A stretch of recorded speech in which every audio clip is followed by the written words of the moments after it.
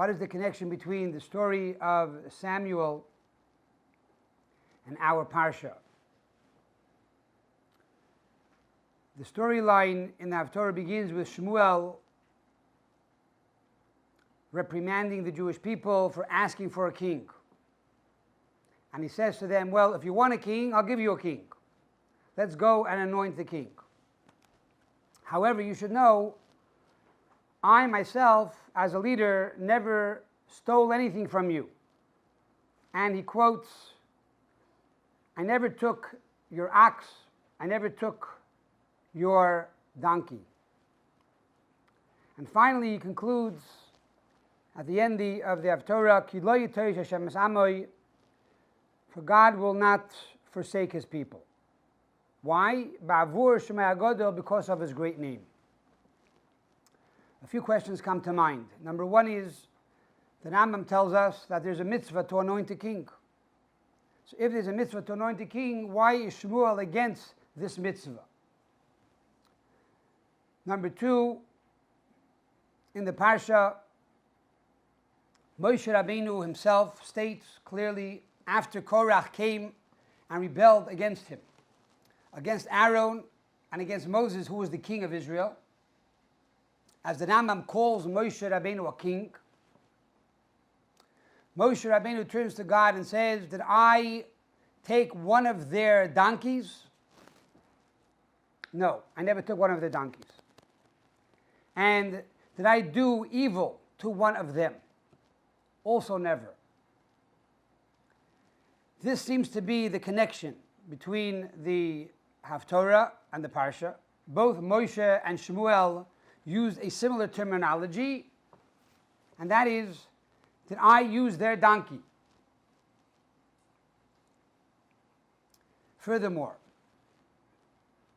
a famous story that is told in the Talmud, the tractate of Megillah, page 9, side 2, the Gemara tells us that around 200 before the Common Era, there was a king, a Greek king by the name of Talmi.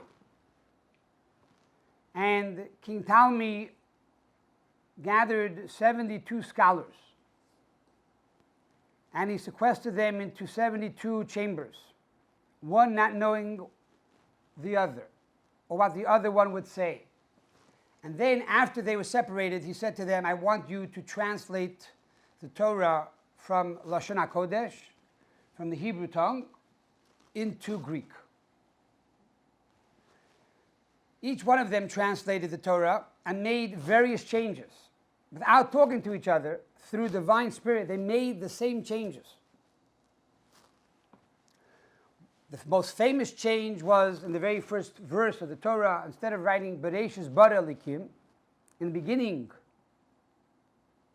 created God, they wrote Elikim, God created in the beginning, because they were concerned that Ptolemy would think that before God there was a king by the name of Bereshis. Bereshis created God. So therefore they wrote Elikim, God created Bereshis. God created the beginning. That's the first thing they changed. But they also changed something in the verse of Moshe Rabbeinu. Moshe Rabbeinu says, in this week's parsha, I did not take one of their donkeys, which implied that when Moses went down from Yisrael, from his father-in-law's house in Midian, down to Egypt to save the Jewish people from slavery, it would have made sense that they would offer him a ride, that the Jewish people would supply Moses with a means of travel. You know, speakers go all over the world and they speak. Besides getting paid for their speech, the honorarium, they also get paid travel. So Moshe Rabbeinu at least should have got one donkey to go down from the house of Yisrael down to Egypt. Yet, he said, I did not even get one donkey. Now, the sages changed the word chamor, donkey, into the word chemed, which means valued.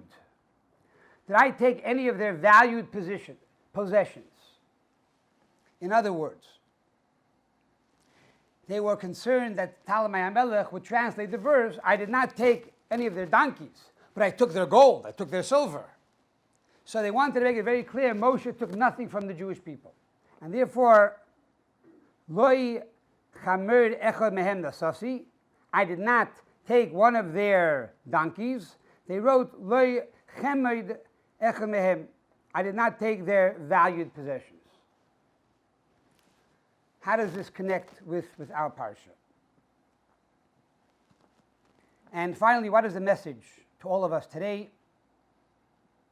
Especially that we're dealing with the Hayulula of the Rebbe Gimel Tammuz, where his soul ascended on high. And what is the message for our generation?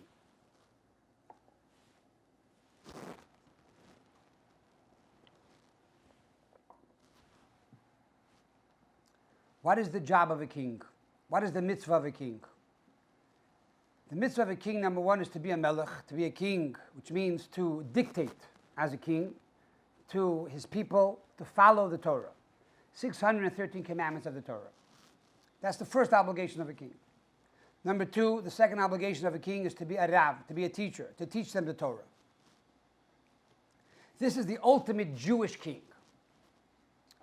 Furthermore, in Torah, there are 613 commandments.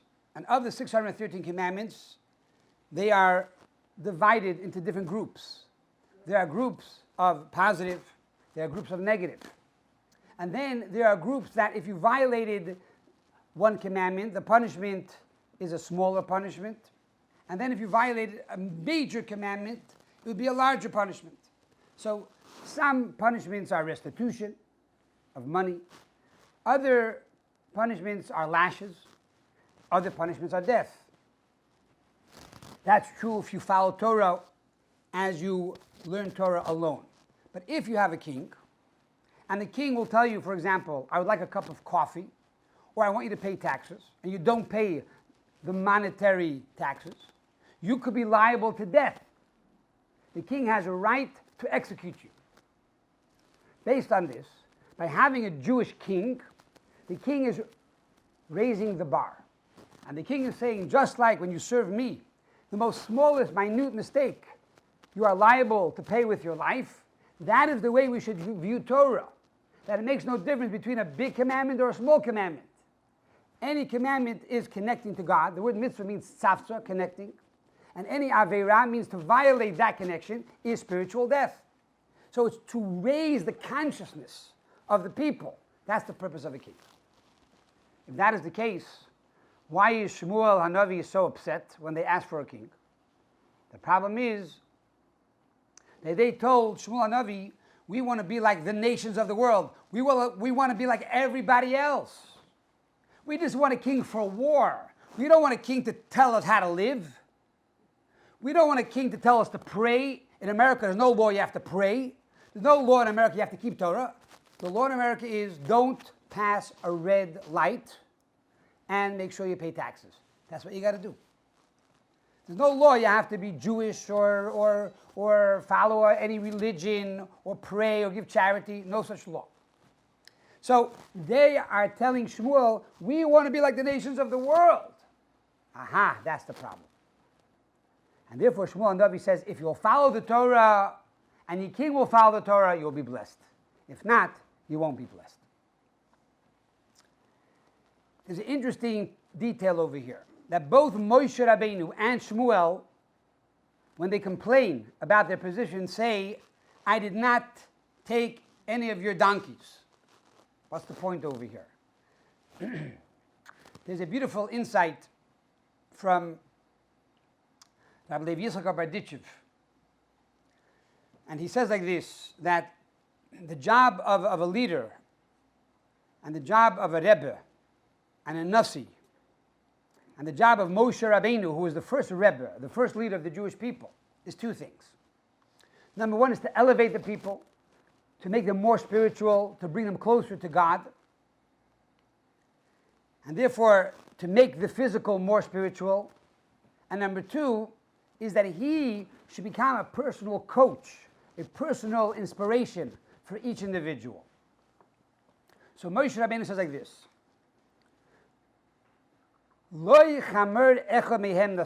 I did not lift up one donkey from them.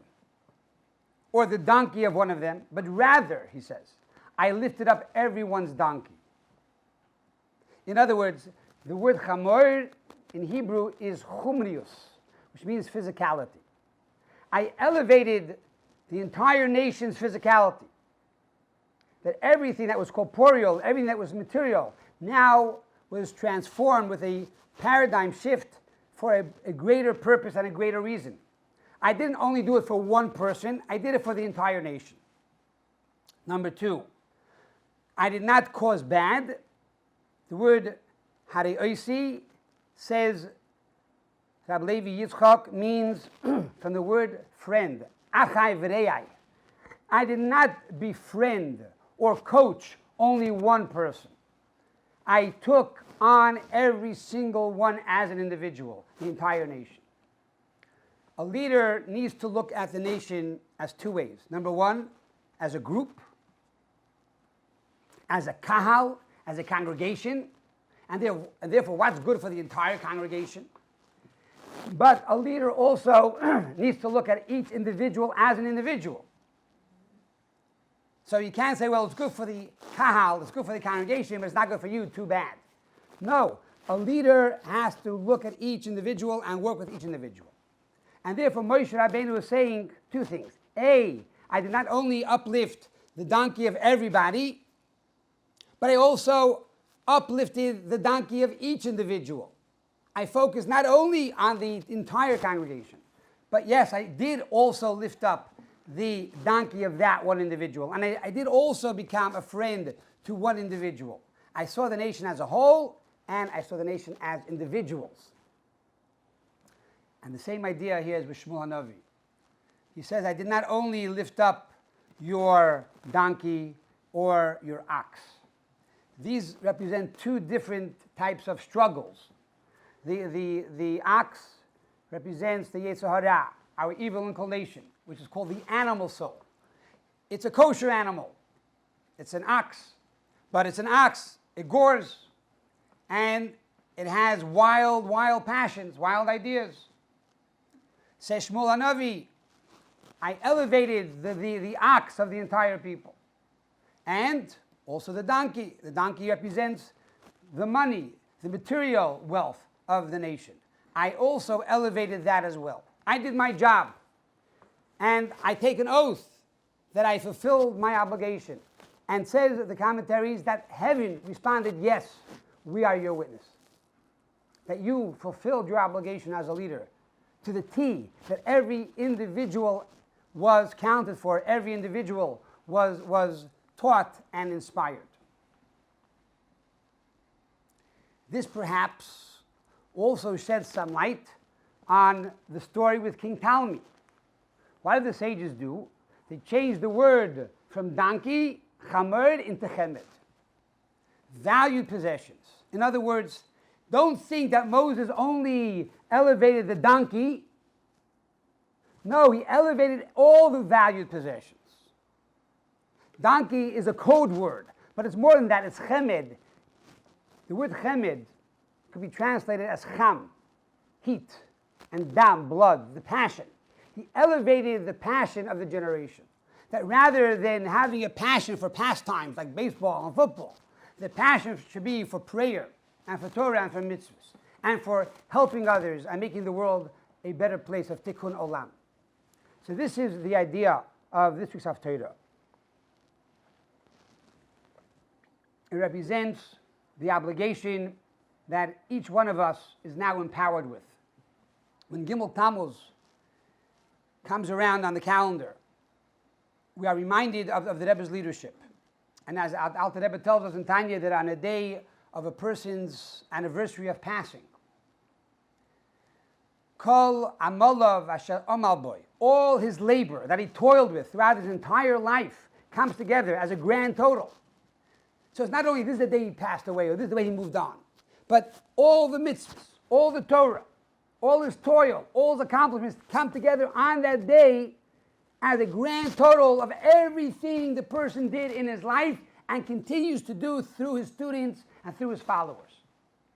And they are tallied all together. So on this day, we are inspired that we need to be the kings. What does that mean?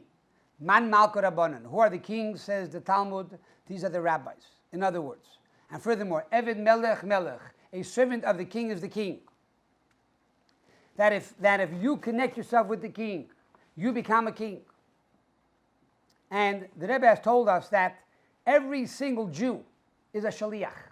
In other words, it's true, there is an official group called shluchim, and there's an official office in Crown Heights called aguch, and the head of shluchim that sends out shluchim to different posts around the world.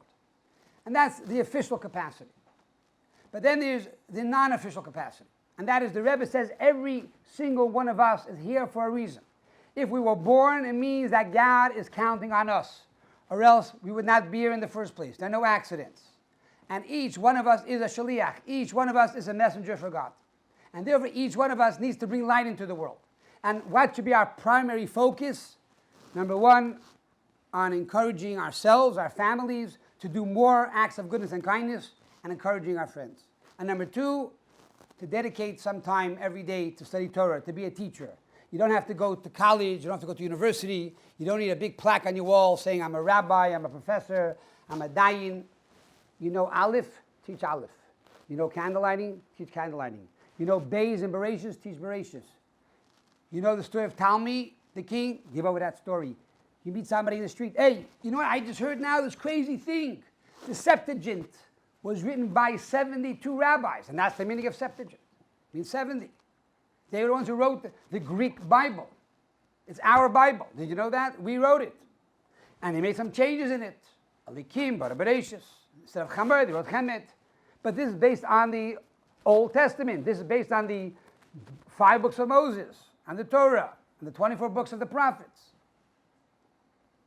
So each one of us is now encouraged to be a king. Each one of us is encouraged to be a leader. Each one of us is encouraged to elevate the physical and make it more spiritual, and to coach and to inspire others, even being unsolicited. You don't have to have the official capacity as a coach. You see a person who's not doing so well, or a person has a dilemma, walk over to them. Either put your hand around their shoulder, or don't, but talk to them face to face, with love, with emotion, and two souls are better than one. The Mittler Rebbe said, when two people get together, you have two godly souls over one animal soul. What does that mean? If two people get together, there should be two godly souls against two animal souls, because we both possess a godly soul and we possess an animal soul. Says the Mittler Rebbe, no. Your animal soul only wants you to have pleasure. Your animal soul does not care about the other person. Your animal soul is very narcissistic. But your godly soul, which is altruistic, cares about you and the other person. So when you get together, two people, two are better than one, yes, because you have two godly souls against your animal soul. And then you have two godly souls against her animal soul. So it's 2 against 1. So there's always an advantage of people meeting up together, face to face, with a mask, without a mask, on Zoom, off Zoom, but to connect with another person. That gives us strength, and that is empowerment. After the entire Haftorah, we conclude with Ki lo yitoish Hashem es amoy, that God will not forsake your people. Now, David HaMelech, King David, who was also anointed by Samuel, writes in the book of Psalms, not only Ki lo yitoish Hashem es amoy, that God will not forsake your people, but he adds the words, V'nachalasoi lo yazov, and he will not abandon his inheritance. Why does David HaMelech add these words, and what's the difference in interpretation? The inheritance means a field, it means a house, it means money. When you have an inheritance, you want to preserve that inheritance. You don't want to lose that inheritance. So you work on the field, you upgrade the house, you invest the money. That's inheritance. There are 2 types of people. There are those who invest in the inheritance, who build up their connection with God, who do Torah mitzvahs, and that's why they have the identity as a Jew or a Noachide or a child of God. And then there are those who take life for granted, and They don't put any effort into it. Says Shmuel Hanavi, that not only will God protect his inheritance, but even Amoy, his nation, who may be coals. The word Am means coals that are embers, that there's not too much light in it, not too much fire in it. Even those people who are separated and outside of the fold, even those people, God will not forsake, because God is the ultimate king. And the ultimate king cares about every single individual. And therefore it says when Mashiach will come, it doesn't say God's going to bring back all the people. That's a taken, that's a given. It also says God will take back each person by his hand. God is a king, he has a nation, yes, there's a congregation. That the people will come back, the nation will come back. But there's also God as our father, God as our coach, God who cares about every single individual. God will not forsake his nation, he will not forsake us, he will not forsake any individual, but as we say, every single person, Kol Yisrael, every Jew, Yesh Lahem Chedek Le'olam Haba, has a place in the world to come, for God will bring all of us back. I want to just conclude with one last story, a personal story. I've said this in the past, and that is the day I was getting married to my wife, Sterny, one wife. Okay. The day I was getting married, there was a custom in Crown Heights that we had the privilege to go to the Rebbe, the Lubavitcher Rebbe, and receive his siddur, to pray mincha, the afternoon prayer before the actual wedding. That prayer is a very special prayer. It's like the prayer of mincha that we daven before Yom Kippur. Most important prayer. And it's interesting that even though the yechidus stopped, in other words, even though the individual private audiences stopped over 10 years before the Rebbe's stroke, but this unique connection remained. It wasn't so famous, it wasn't so known, but every chassan, the day of his wedding, went to the Rebbe and got the Rebbe's siddur. I was told by Rabbi Groner to stand right in front of the Rebbe's door, and the Rebbe will come out and give me the siddur. I was there with my father and my father-in-law, and to separate from the living and those who are in paradise, my grandfather, Rabbi Jacob Jehech, he was there too. The Rebbe came out, and I was told by Rabbi Groner, don't take the siddur from the Rebbe. The Rebbe will give it to you. Just keep your hands out like this. Now, you have to realize that the Rebbe at that time was almost 90 years old. And I thought to myself, the Rebbe will come out like an elderly man, gently, he will put the siddur down, here's the siddur, pray. And the Rebbe came out like a king. And he took the book, took the siddur, and he rammed it into my stomach. And my entire body jilted, my entire body moved. I felt like a new surge of energy that came into my entire being. I said, wow, he's strong. And furthermore, the Rebbe was saying to me, you're starting a new life together. You got to have energy. You got to have power. A yid has to be besimcha, with joy. You got to take on life like you take on a bull. You got to take it by its horns. And I feel till today, every time I think about that story, that new surge of light that the Rebbe gave me. So every year when we think about Gimel Tammuz, and we think about this awesome day, when all of the Rebbe's blessings and teachings and inspiration and deeds are tallied together, it's a day of tremendous inspiration for all of us. It's a new surge of life. It's a new time to make new opportunities and new resolutions and to bring more light into the world. And we are confident that the Rebbe's words to us that this is the last generation of Galus and the first generation of Geula will come to fruition, that we with our own eyes will see very, very soon the coming of Mashiach speedily in our days.